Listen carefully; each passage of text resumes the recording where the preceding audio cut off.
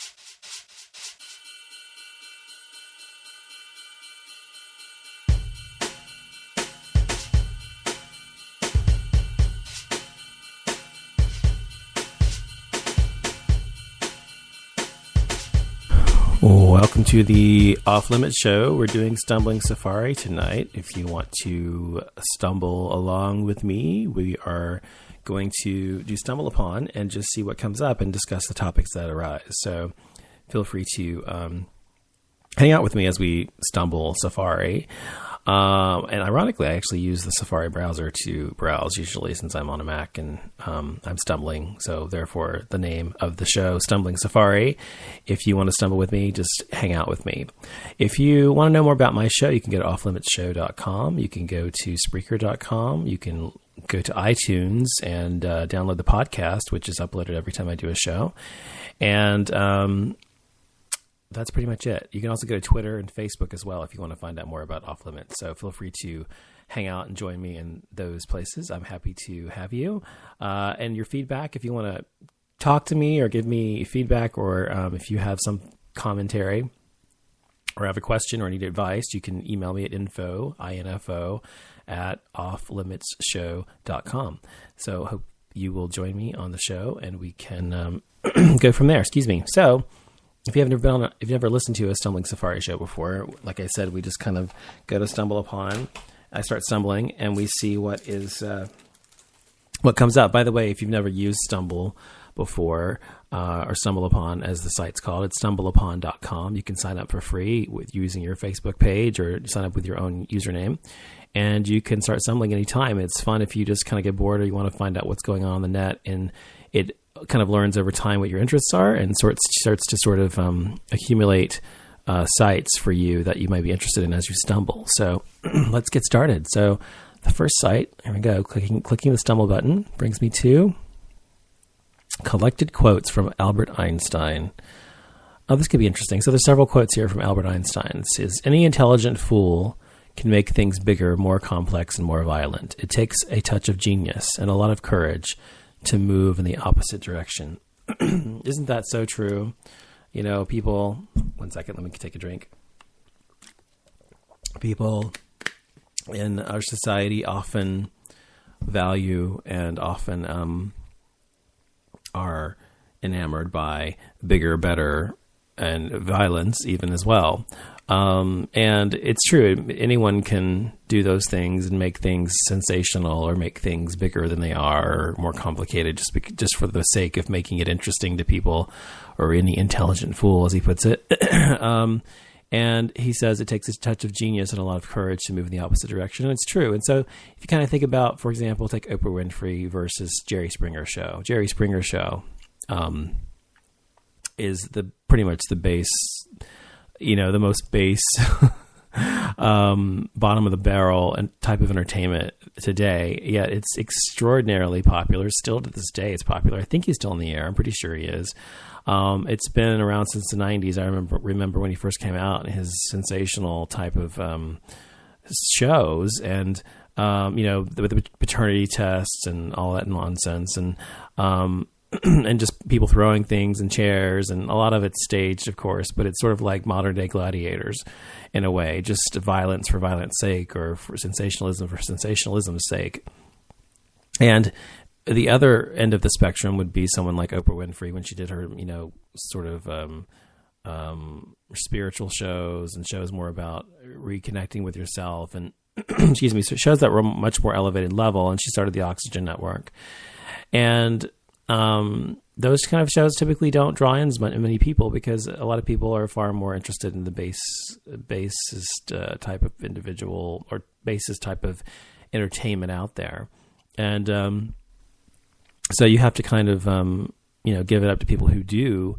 And it does take a courage and a touch of genius, as he says, to move in the opposite direction, to move in the opposite direction of society, the direction society is telling you need to go in, because it honestly is it's hard to stand alone against the current, And society is people in society, human beings. We are very much generally interested in being liked and part of the group, and we're kind of a groupthink type of a species, and so we kind of, if anybody goes against the group, or is an iconoclast, or is a maverick in some way, they are typically ostracized and typically are kind of lonely, because they aren't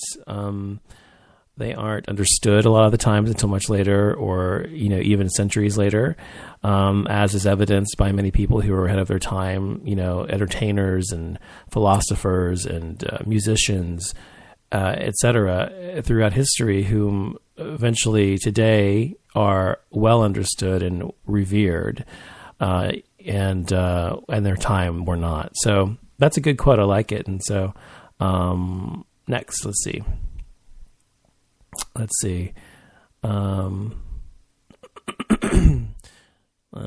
really very funny. So next it says, that's dumb too. Another quote. 10. That's something you have to see. More quotes. Jeez, giving me tons of quotes today.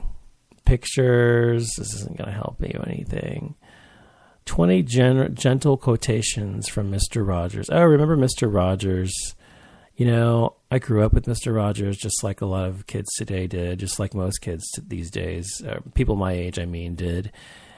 And I remember growing up, he was always, he was so nice and, kind and caring, his character he played on Mr. Rogers. And it was a safe haven for me and a lot of kids to go and watch his show, and we felt like he was going to like us no matter what. Because the interesting thing about his show was he would simply sit there and talk directly to the camera like he was talking to you as the kid.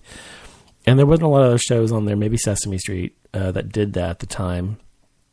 And I remember as a kid thinking, wow, he's talking to me. And so I would be mesmerized by whatever he was saying. He was always trying to be nice to your neighbor and things like that. So anyway, here are 20 gentle quotations from Mr. Rogers. It says, on heroes without capes. When I was very young, most of my childhood heroes wore capes, flew through the air, or picked up buildings with one arm. They were spectacular and got a lot of attention. But as I grew, my heroes changed, so that now I can honestly say that anyone who does anything to help a child is a hero to me. That's great. I like that. Number 2, on sharing responsibility. He says, we live in a world in which we need to share responsibility. It's easy to say, it's not my child, not my community, not my world, not my problem. Then there are those who see the need and respond. I consider those people my heroes. That's a good one too. I think it's true, they say it takes a village to raise a child or a community. And even beyond that, I think that people, as he was saying in that quote, will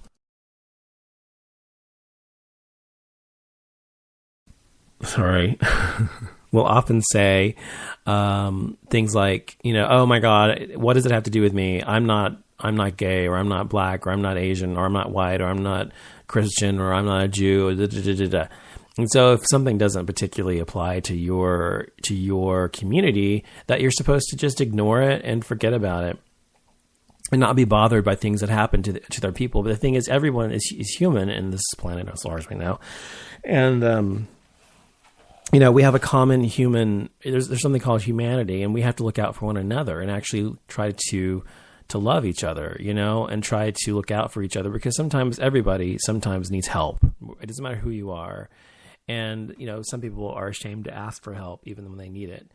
And whether it's with one individual or an entire community or an entire country of people, think about what would have happened if we as Americans hadn't intervened in World War II. What would have happened to the Germans? To the Jews in Germany at the time, and to what would happen if we didn't intervene when a gay person gets bashed, or a woman is raped, or and so on and so on. So it's important, and I agree with him on that point. Number 3, it says, if you grew up with our neighborhood, you may remember how we sometimes talked about difficult things.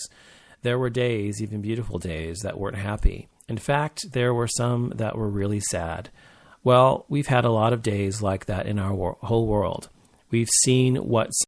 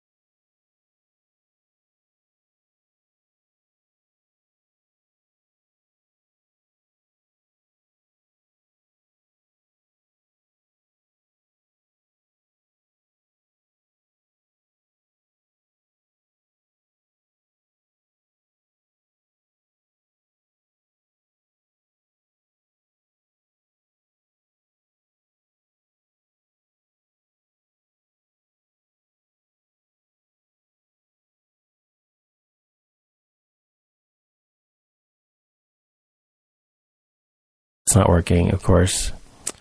So I guess I'm going to end the show. Let me go back there and see and make sure first. Spreaker.com. Let's see if we can hear me speaking or not. Play. I don't think so. Nope. Can't hear anything. Oh, it is working. Okay.